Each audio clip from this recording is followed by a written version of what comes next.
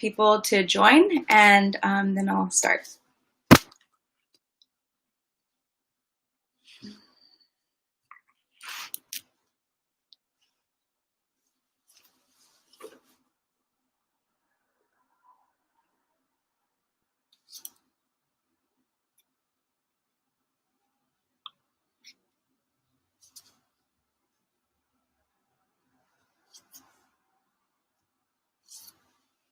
Oh, and hi, I'm doing an Instagram live too, so I'm going to add some information here. Hi, add title.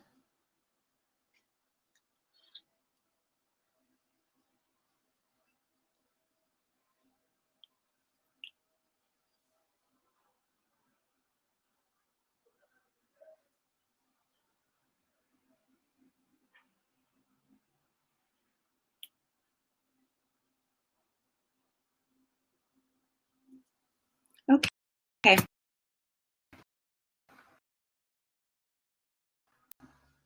We'll get going.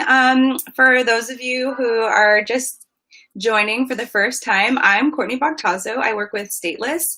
I'm a product development and production manager. Stateless is an outsourced design, development, and production team servicing brands that are both small and large across the globe.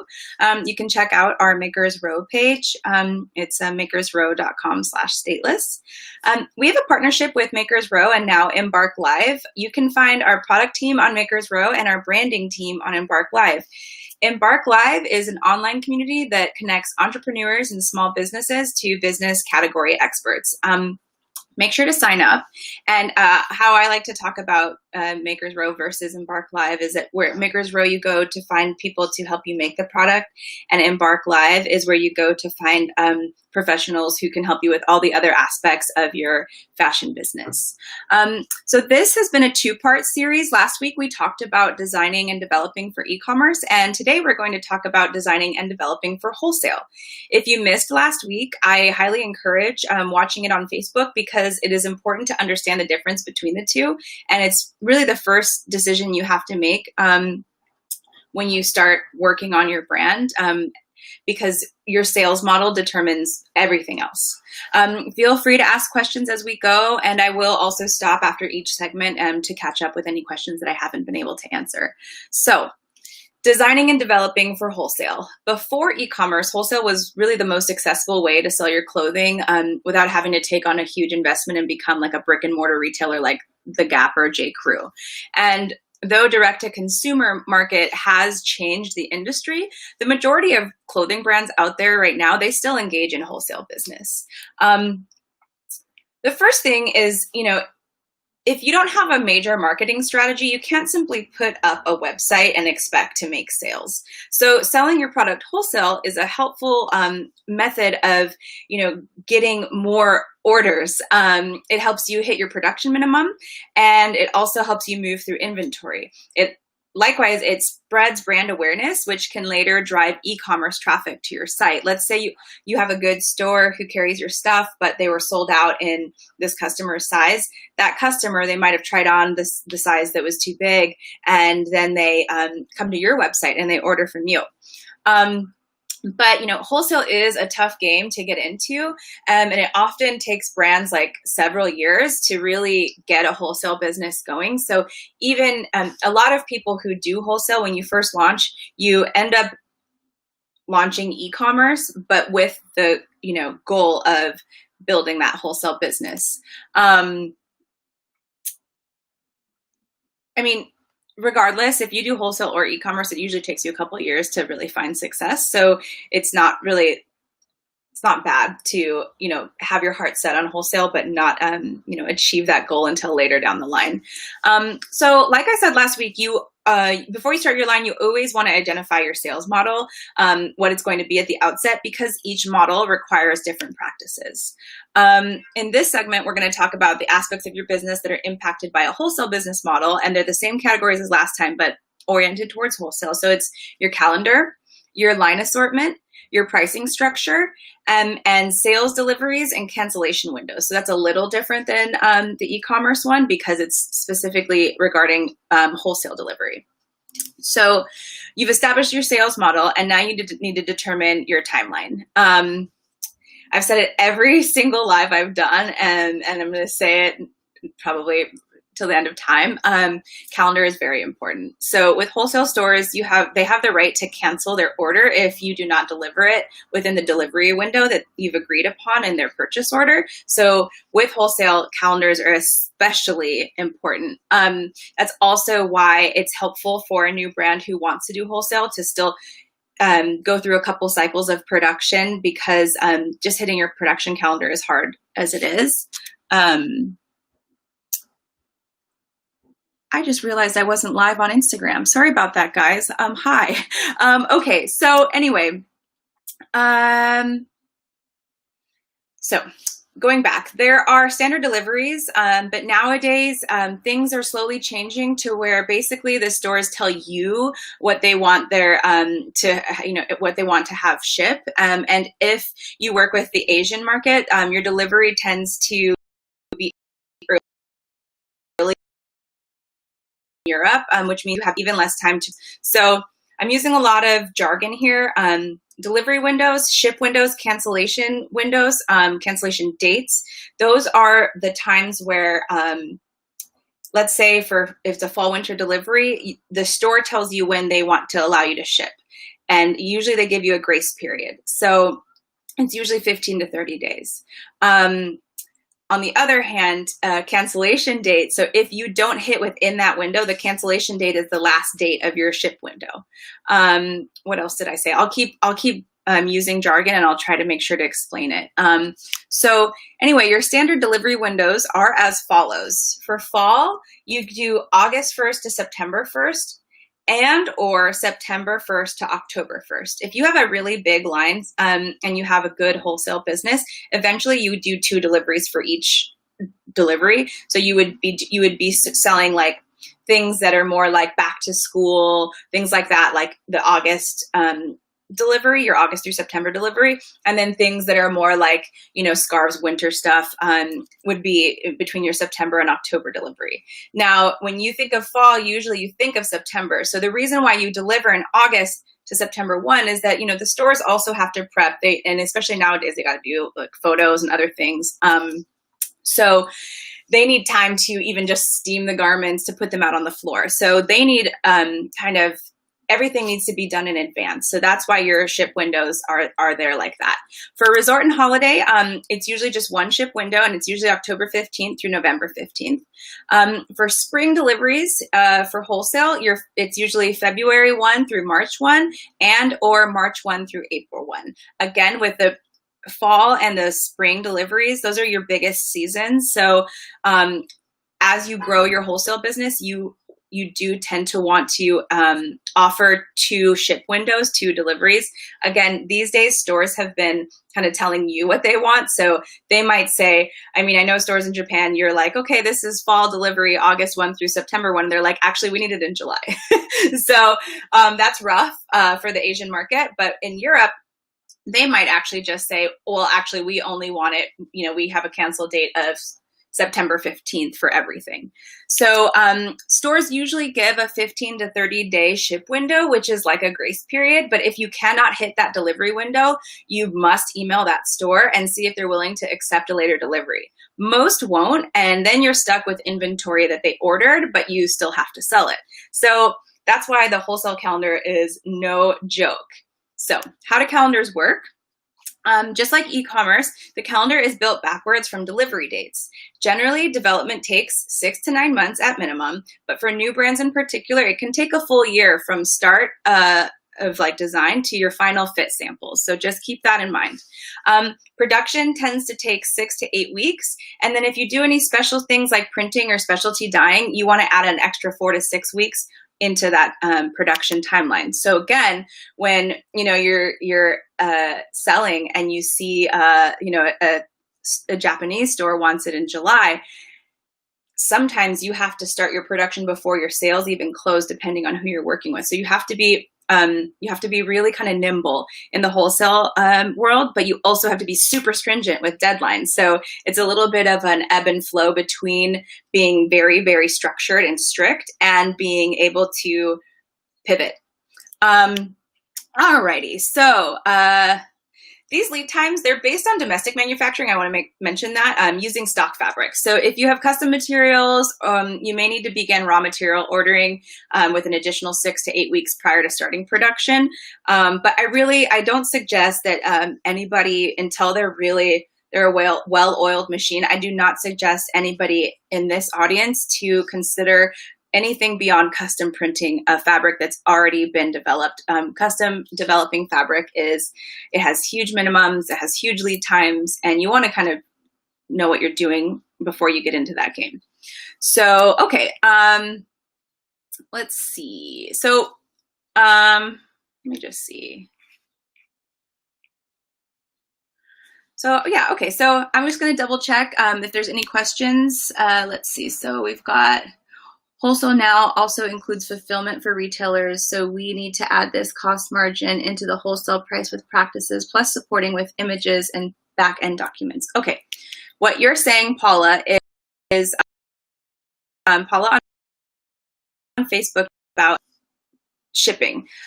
Something about that. So if you're selling to a store, like a brick and mortar store, they need to pay for the shipping. If they don't have a shipping account, you can add it to the invoice. As the brand, you are not responsible for paying for shipping to a wholesale store, to a wholesale account. You can, when you send your order confirmation, you can ask them if they want to provide their own shipping account, or if they want it to be billed back. And there should be a space in your your invoice that has tracking and your ship date in there. If you're drop shipping, it's wholesale because you need to have that price built in, but drop shipping is different because you sit on the inventory and then you ship to the customer. So I think what Paul is talking about, it sounds to me like drop shipping. There's a lot of stores that do drop shipping now, e-commerce stores that do drop shipping. And it's great because it's kind of like consignment, in a way, but you can also just keep that product and you can keep track of it. Consignment's tricky because unless you have a really good relationship with that store, you don't know what your inventory is there. You have to check in all the time.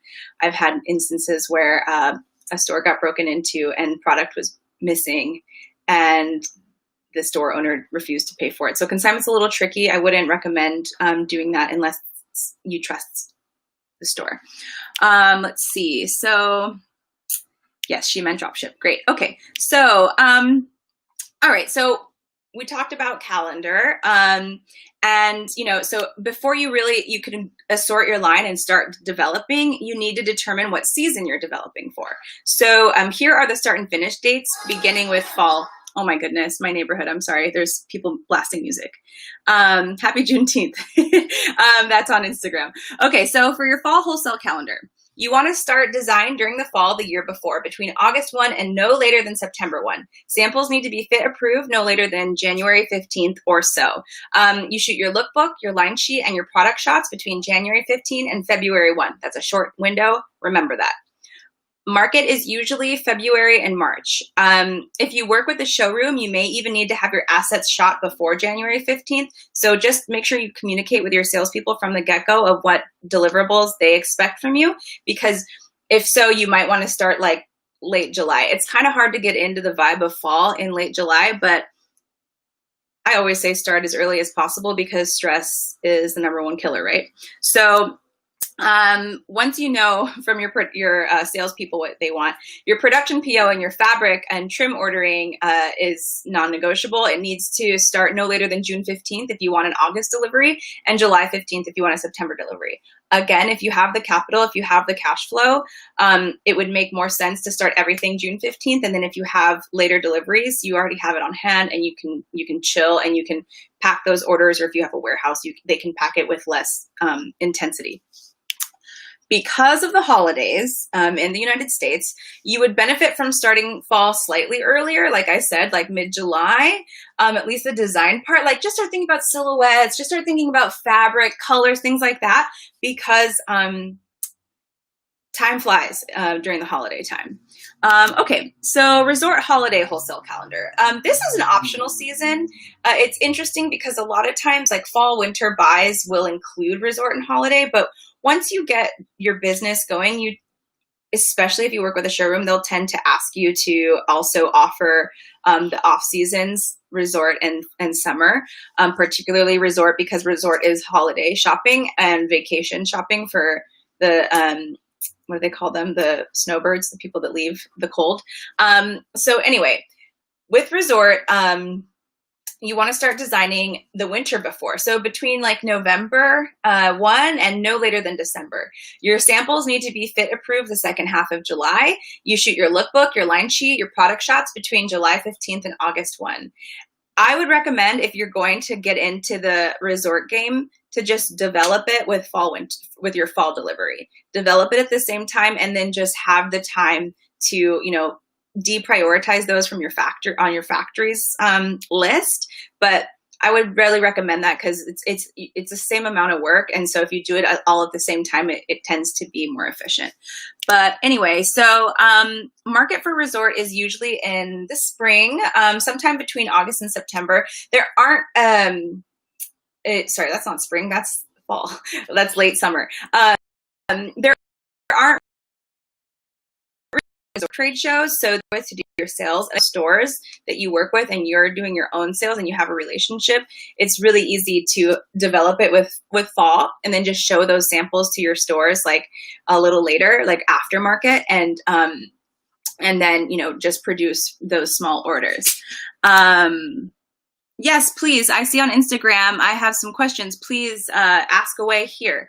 So last bit about resort, your production and fabric, your production, your fabric and trim ordering needs to start no later than August 15th, so that you can hit your mid-October shipping window. Again, here, because there's Thanksgiving and the holiday rush, it would be great to start August 1 or September 1 for a resort. Want to mention that resort is a super tight timeline. Ship windows are shorter. Selling season is shorter. So I would not recommend a new brand doing a resort season until you have been successfully shipping wholesale orders for at least 3 to 4 seasons. It's really, really hard to hit resort. Really hard. Okay. All right. So also, since you still have e-commerce, it is nice to do a small resort holiday drop, even if you don't do the market. You can offer it to stores you already work with once you have your wholesale business in place. But again, I would recommend trying to put that in with your fall delivery, your fall development, I should say, so that you're just doing it all at once. Let's see. So I'm going to answer a couple questions later. I see them coming through, but I want to get through the spring and summer calendars. So spring wholesale calendar, you start design the spring the year before, ideally February and no later than late March. Samples need to be fit approved early August. You shoot your lookbook, your line sheet, your product shots, all between August 15th and September 1. Again, short window, fast. Life is really fast for those 2 weeks when you're preparing your assets.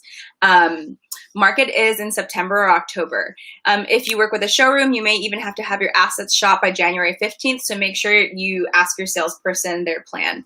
For spring, you start production in November for February deliveries, and January for March deliveries. Again, because of the holidays, if you're thinking about like, you need your samples by January 15th, you should really goal yourself to have your samples before everybody closes for Christmas. Right? So things to keep in mind, don't drag your feet, start as soon as possible. Okay. So summer, it's interesting. Even if you do, swim, summer is actually kind of a late window. It's not very often that people want a summer delivery, so I'm not going to break it out here. If you have a salesperson who wants you to do a summer delivery, ask them when they want you to deliver, and make sure to follow these guidelines of 6 to 8 weeks for production, up to 9 months for development. And again, if you want to get into the summer game, it's a short ship window. It's 15 days. It's usually like May. Develop it with your spring. Okay, so last thing I want to say about this is that since getting into wholesale is super hard, it would be good to consider launching your first and even your second direct-to-consumer. I said it earlier, I just want to reiterate that, because the wholesale calendar is super hard to get on, and it helps you to go through a full production run, because even if you work with professionals like Stateless to do your production, there are all kinds of delays that can happen. I'll mention a couple. Your fabric, it could be sold out and it's going to be delayed by 2 weeks because it's still on a boat Let's see, what else could it be? Maybe there's an issue with your production marker. Maybe there was a complicated style that you took to market that wasn't totally fit approved. Like if this was my sample, that I would definitely increase this. It's good enough to shoot. It's good enough to this distance here. I would increase that. It's good enough to shoot. It's good enough to show. But before you go into production, you need to do one more sample to make sure it's right. Things like that. So you need to build in time for the happenings that go on in this industry, and you cannot expect things to run smoothly, because when things run smoothly, it includes things being sold out, having to find a different vendor for this thing and that thing. That's just how this world works. So, you want to safeguard yourself because you don't want to stress out. Okay. So I'm going to look at questions now. This is on YouTube. If it's going to be your first line on your e-commerce site and your first capsule collection has about 4 designs, how do you decide how many pieces to manufacture of each size and color? That's a good question. So with Wholesale, you take your orders and they give you the stores give you a size buy, but I'll tell you, most stores buy in a range. It would be for every 1 small, they would buy 2 mediums and 2 larges on the men's side, and then 1 extra large. If it was women's wear, it's like extra small, small, medium, and large. Guys, there's way more sizes than this. I'm just trying to do some quick, easy math. But it's, again, it's a bell curve. It's like a 1, 2, 2, 1 ratio. So when it comes to e-commerce, that's a really hard thing, is that you're stabbing in the dark. One thing that's really cool about Wholesale, that is my favorite thing about Wholesale, is you can develop a whole giant line. You can have all these different colors. You can get as creative as you want. You don't have to produce anything that doesn't get ordered. You can, if you love it and you have the capital to produce it and you believe that someone's going to buy it, on your website. But with Wholesale, you really produce what the stores buy.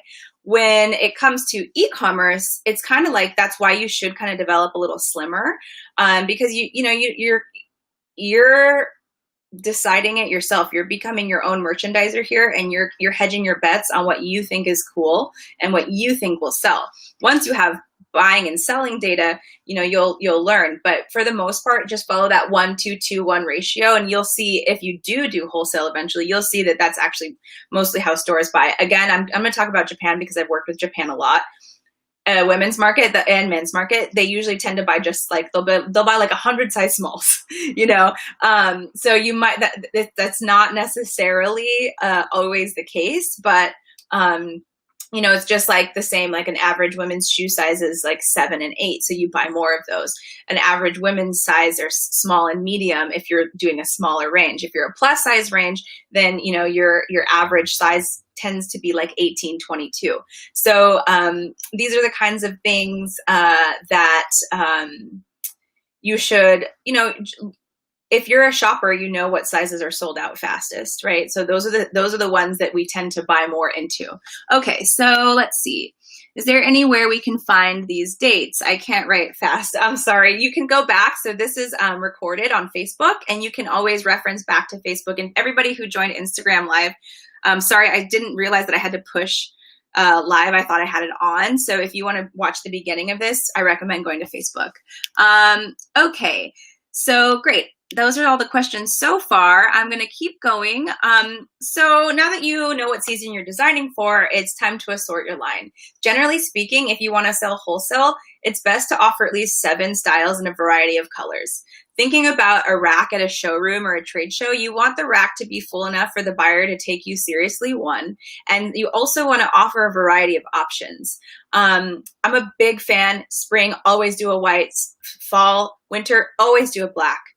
Some stores, it'll guarantee sell. Navy colors sell really well. Yellows tend to be hard. Even now when yellow is like a more trendy, yellows you usually make less. So going back to the question from YouTube, you have to hit your factory's minimum. So unless you have a factory that's willing to do 25 pieces, most of the time I would say just assume that you're going to need to make like 50 units of a style. With that in mind, maybe the factory will agree. Sometimes they'll agree to, okay, well, we're not going to do 50 yellow. We can do 50 black and 50 navy. Also, though, sometimes black and navy compete, so you want to maybe do one or the other depending. But you can ask the factory, look, I'll give you 50 of these 2 colors that are selling well or that are easy to sell. This is applicable for e-commerce as well. And then ask, but can you guys just, without adding a surcharge, will you please agree to doing 20 of these yellow, something like that. I see one more question. I had a question about wholesale for subscription boxes.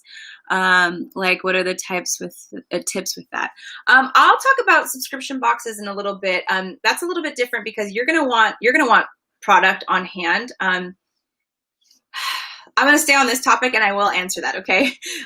Okay.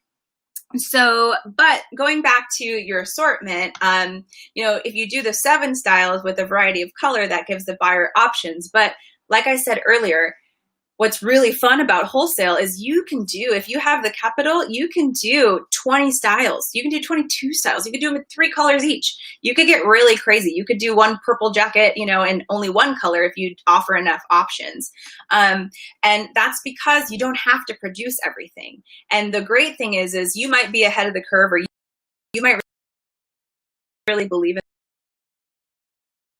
especially now that Instagram, it's like they just want to buy. And I don't mean to knock anybody if anybody watching is a wholesale buyer. I have good relationships with a lot of them, but in this climate that we're living in, a brand that's familiar on Instagram and is in a bunch of cool independent boutiques, they're going to keep getting those orders because a buyer knows that that's safe, right? So it used to be, before Instagram, buyers had to have like their own taste, so to speak, and now they have to, they can't just use their taste, they have to navigate it with like the trends that they know from Instagram. So you can believe in a style and you can show it to a buyer, and it might take them a while to get on board with that. But if you've already developed that pattern, it doesn't hurt. Next fall, show it again. Keep showing it. Believe in yourself, believe in the styles that you're developing. Show it again. Don't produce it until you have enough money or there's been at least 1 order against it, in wholesale. And then you can sit on the rest and for e-com and, shoot it really well and market it really well and push that style. So, okay.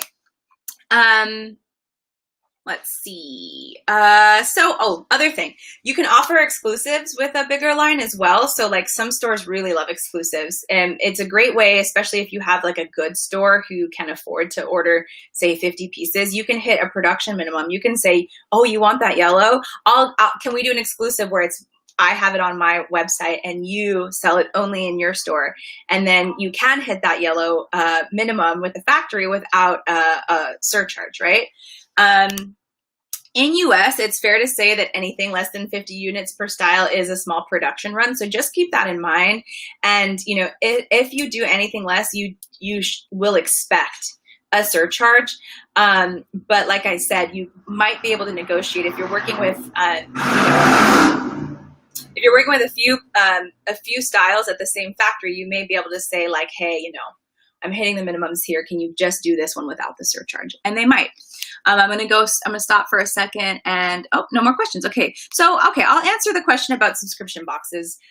I mean, if you do something like FabFitFun or whatever that company is called, they want like 1 million units. It's good money, but you have to have, they have to agree to doing a long lead time with you because, as you just heard, like development and production, it takes like over a year to go from start to finish on a season. So with subscription boxes, it really depends on the model of the company.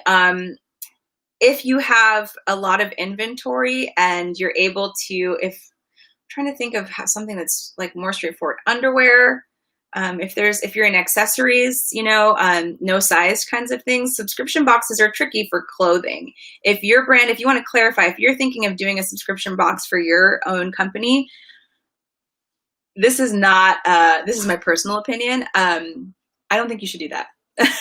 I've worked at a couple of subscription box companies, and what they all ended up having to do was not do the box because it's not the same as like a razor or a toothbrush where you're going to need another one pretty soon.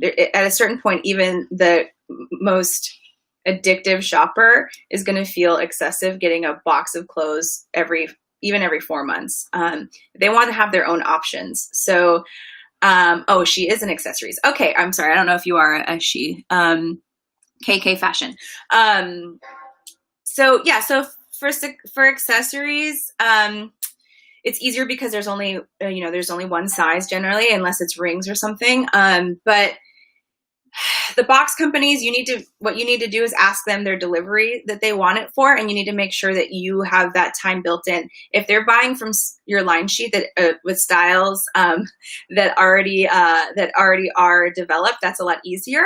But just make sure that you have enough time to actually produce it. And if subscription companies, I used to make jewelry, and I did so well with subscription companies in my past, but it was short-lived. So keep that in mind. It came and it went.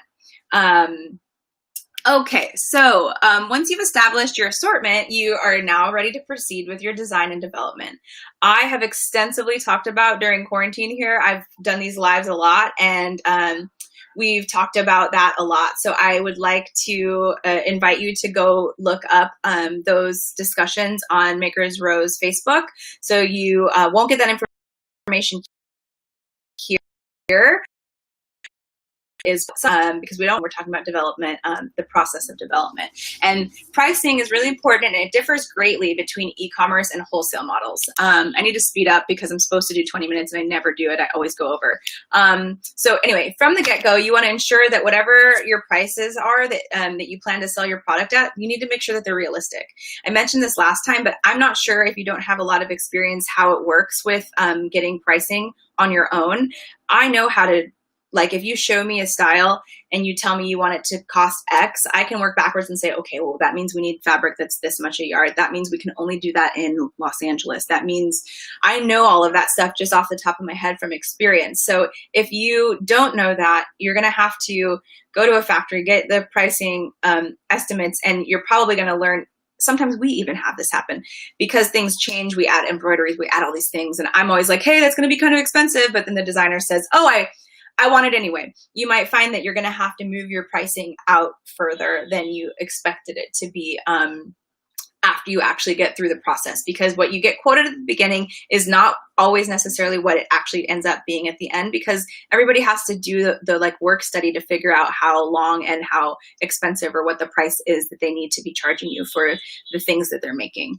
So anyway, how we determine cost, though, is that we take labor and your materials. So how your wholesale pricing model is structured is as follows.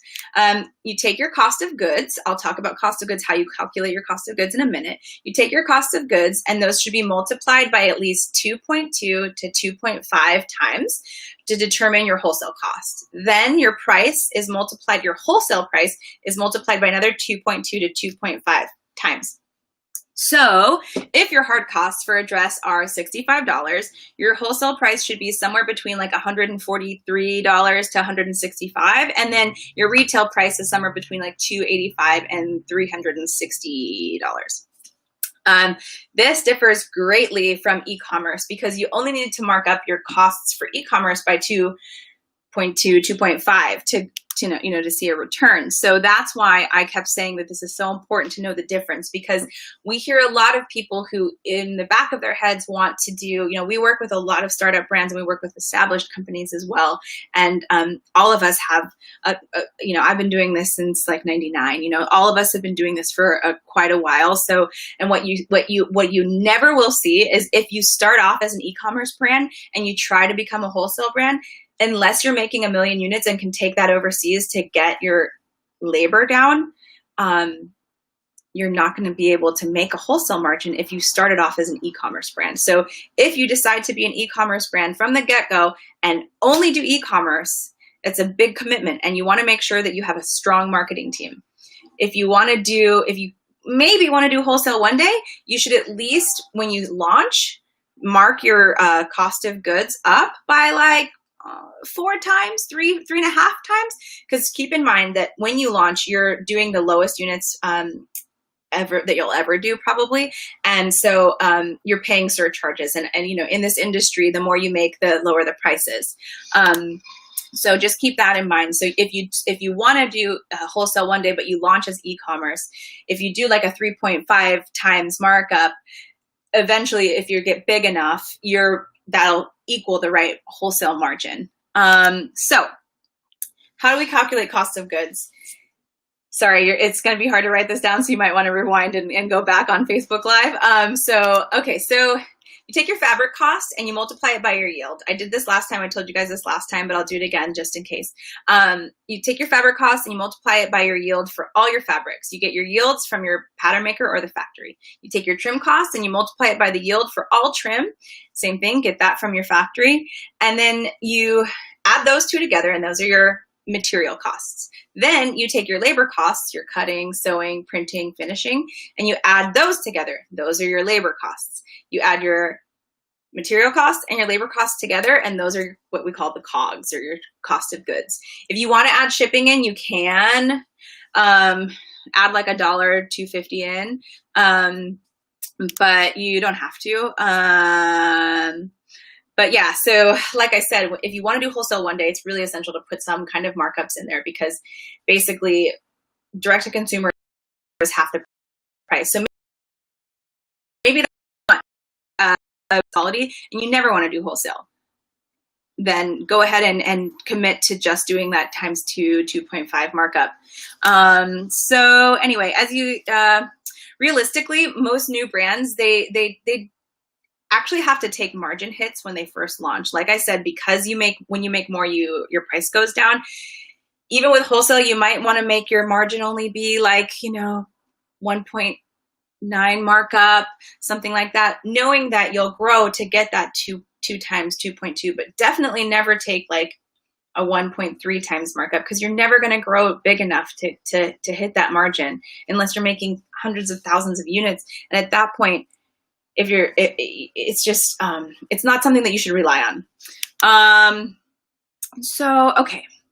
I do want to reiterate that you cannot just decide what your price is without doing this math. So if you don't have the experience to do this, it's really helpful to hire a professional to help you with your costs, to help you get what factory you work with, what fabrics you work with. Everything you do is determined by what you want your retail price to be. And I'll tell you that 9 times out of 10, a new brand who comes to us, their retail prices, their target retail prices are usually, they don't match with what materials they want to use, or the quantities they want to make, etc. So this is a nuanced thing that requires, for me, I don't know how anybody would be able to do it without experience. I just don't.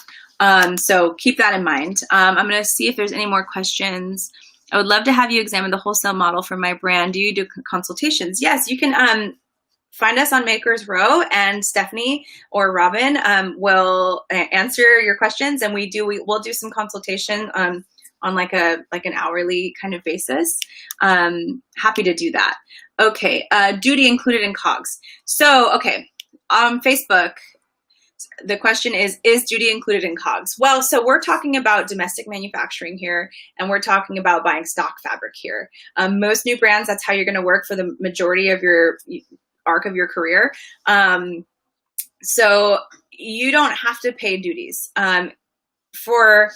If you're using this information and you're thinking about overseas, Makers Row is really focused on domestic manufacturing, so I don't want to stray from that, but yes, include your duties in your COGS.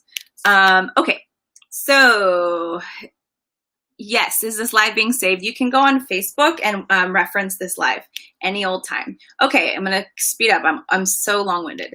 Okay, so last thing I want to talk about is why the deliveries in the calendar are so important. The whole point of having a fashion brand is to sell product. So in order to sell product, you need to have it on hand at certain times of year. At Stateless, we build a time and action calendar that outlines every single detail of the project with corresponding dates to ensure that your target delivery dates are realistic and that they're met. The hardest thing to do for new fashion brands is to get on calendar, but it is so important. Try your best, start as early as possible, give yourself time. If you're new to the industry and you don't have someone working for you who knows how to stay on calendar, it's going to be tough. Real talk. It's going to be tough for even people who have been doing it for decades like us, So it's just the reason is that there's a lot of deliverables to manage, right? Like your design has to be finished by a certain time. You have to have your fabrics assigned by a certain time. You have to know what fabric vendors to work with. You have to know what factories make sense to work with you. Your target retail prices have to be accurate and realistic. Working back from those prices takes, know-how. There's so many hands. There's a fabric vendor, there's trim vendors, there's your marker maker, your pattern maker, your factory. And then you have to like liaise with your salespeople. It's a lot. So it's why the calendar is so elusive and so hard to get on, but it can be done. We do it all the time, but just be gentle with yourself and try to give yourself a lot of time. And that's why I say, even if you want to do wholesale, it's good to try to get through one season of production. Go ahead, go to the wholesale market. I don't mean to be a naysayer, but most of the time, new brands who nobody's heard of, they don't even get wholesale orders the first time anyway. So keep that in mind. So don't print 500 lookbooks and go to Capsule or Project in Vegas. Don't do that. Print 15. If you have a good salesperson, if you have a showroom who you've found, I will say that that's a really opaque part of this industry. I've been in this industry forever. I know like 6 salespeople, and just because I know them doesn't mean that your brand fits with them. Do you know what I mean? So finding a good sales, and the easiest way to get there is to sit at a trade show. But it's not like you go to a trade show and buyers just come flocking in. Buyers, they walk by with their arms crossed, and they don't like, if you're like, hi, they usually like run away, because they're like, they don't want to be sold anything. They want to decide that your brand is something that works with their store. And they're thinking about, do we have another brand that looks like this? Where in the store would this be merchandised? What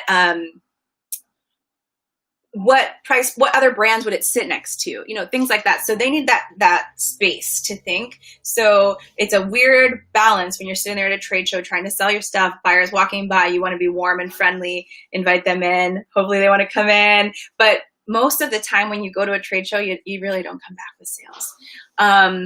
So it takes a while. Okay. So last thing I want to say is that the calendar I did give you guys, there is buffer time in there. Okay. But like, how it is. Like yesterday I wanted to ship a bunch of stuff in time by 4:00 when FedEx picks up across the street, and I didn't have the right packaging material. So I didn't get there. It's okay because there's buffer built into the calendar. I'm the development manager and the production manager. Like I need to get things out and need to be on time. A day is okay. But if every time we need to do that we take a day, that's why the calendar slips. So you want to be on it. So anyway, that's really all I have to say. I'm going to see if there's any other questions. So if I'm only interested in being an e-commerce brand, do 3 to 4 times your COGS. You can do as little as 2.2 times your COGS for e-commerce. Last talk we did, I actually do recommend a 3 to 4 time because it helps to level the market. Part of the reason that stores got kind of hit hard, not just because e-commerce is easier and we can like sit there in bed and shop, but if a shirt from a boutique is $120 and a seemingly similar quality shirt from Everlane is $60, some people are going to buy that $60 shirt, and that hurts the stores. And that's because e-commerce can take a lower price point. So if you want to sell at a lower price point, go ahead. But I do recommend trying to actually just to level just to keep the whole fashion industry healthy, to try to do at least like a 3 times markup if you can. From Facebook, I'm a retailer, but now want to start a brand new handbag line. Where do you suggest I start? We do handbags sometimes. Look on Makers Row. There's some good handbag manufacturers in the United States: Los Angeles, New York, New Jersey, Pennsylvania. San Diego. There's really good handbag manufacturers. Handbags are hard because they're 3-dimensional, and there's a lot of hardware and stuff. But in a way, you don't have to worry about fit as much. I'm just going to make sure, are there any other questions here? Yeah, I think Makers Row will try to save it, but I'm so sorry. I feel so bad. I didn't start it at the same time. So it will be awkward when people will be like coming in halfway through. Great. So that's the two-part series. I hope you guys found it valuable. As I said, if you think about doing wholesale one day, even if it's 10 years down the line, like we got from Facebook, maybe consider doing a 3 times markup at e-commerce, so that one day as you grow and your units grow, your COGS go down, and then you have room to build in a 2 times markup for wholesale and that 2.2 times markup for retail. One last thing I want to mention. The reason you do a 0.2, not just a 2 times markup, big retailers, I mean, who knows? The industry is changing right now rapidly, rest in peace, Barney's. Like, that's like the most devastating thing for me. I love Barney's. Retailers, giant retailers like Nordstrom's, they want a discount. So when you do a 2 times markup and they want a 20% discount on their wholesale order because they're giving you a big order, you're actually going to lose money. So if you're going after big stores, Opening Ceremony, also rest in peace, but they used to also ask for a discount. I think every major retailer asks you for a discount. So you want to have that built into your market. And stores who are, it's an industry standard. First of all, it's like none of their business how you mark it up, but it's an industry standard to do that, because we know that some bigger places ask for that discount. But you don't offer that discount to small stores. Small stores wouldn't ask for it anyway. But that's why you want to try to, at least on your wholesale markup, do a 2.2. And a rookie mistake is to only mark up from there 2 times, because your stores also want to be able, every store wants to be able to put it on 20% off at the end of the season and still get at least a 2 times markup. So that's why you use your rule is really a 2.2 times markup. Okay. All right. Well, that was really fun. Thank you guys so much. Yeah, go back to Facebook and watch these to reference some of that information that you might want to write down, and look us up Stateless. We're makersrow.com/stateless, and make sure to sign up for Embark Live. Okay. Thanks, everybody.